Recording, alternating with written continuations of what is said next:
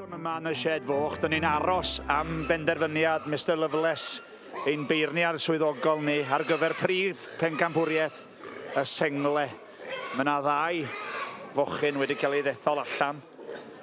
Un yn eiddo teulu Jenkins yn y pen pellacw. A mae yna un eiddo Adrian a Wendy Davies yn nes ato ni fan hyn. Ti di bod yn ffafrio hwn ers y cychwyn, mae yna drwch o gigad yna ni hefyd. Wan Wilbed, tro cynta iddyn nhw gystadlu yma yn y ffair eia. Ie, chwarae teg. A wedi dod i'r brig, Steffan Jenkins yn cynrychioli'r teulu. A mae yna ddathlu mawr. Oes, fyna ddathlu yno.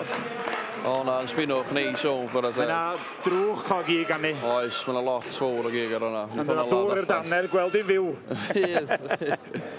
Gwych iawn. Yndi, chwarae teg. A bachgen ifanc wedi dod fyny.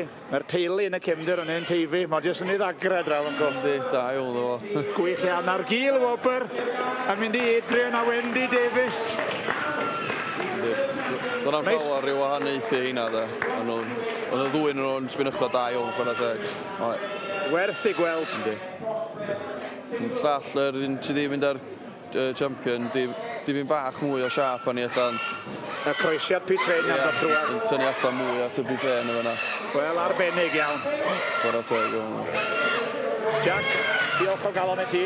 Dwi'n mynd i drio gael sgwrs efo Steffan os ydyn. Diolch yn fawr. Diolch yn fawr, Jack.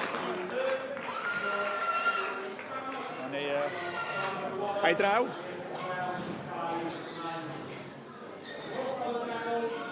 Steffan, dwi'n mynd i wasgu fewn. Mae hynna'n teimlo i ti? Oh, very proud o'n hynna hi. Tro cynta i chi gystadlu? Ie. A fydd o'r tro cynta, fydd am stopio wan? Na, fydd ddim. Fydd na ddathlu heno? No, fydd. O'n i'n gweld y fans, o mae'r fans i gyd yn y cefn, o'na sŵn ma, dwi'n wedi clywed faswn floedd yn y Shed Foch, mae erioed dwi'n meddwl. Na.